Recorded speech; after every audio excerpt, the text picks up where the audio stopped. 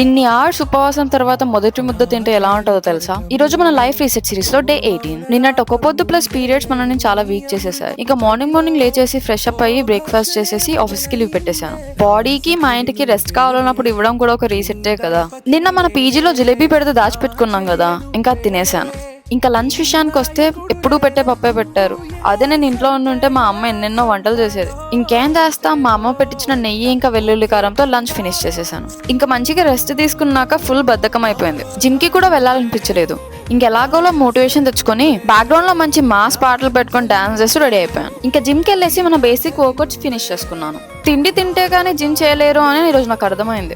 మనకు పెద్ద బాడీ పెంచాలనే ఉద్దేశాలు ఏం లేవు కానీ ఏదో స్ట్రెంత్ ఇంకా ఫిట్నెస్ కోసం చేస్తున్నాను. ఇప్పుడు నా వెయిట్ 57 kgs. నేను మినిమం 54 మెయింటైన్ చేయాలనుకున్నాను. చూద్దాం ఏమైద్దాం. ఇంకా పీజీకి వచ్చేసి డిన్నర్ లో పులిహోర చేసేసాను. జేఈ రిజల్ట్స్ అంటాగా మా తమ్ముడివి రిజల్ట్స్ చూసేసి ఇంకా పడుకున్నాను.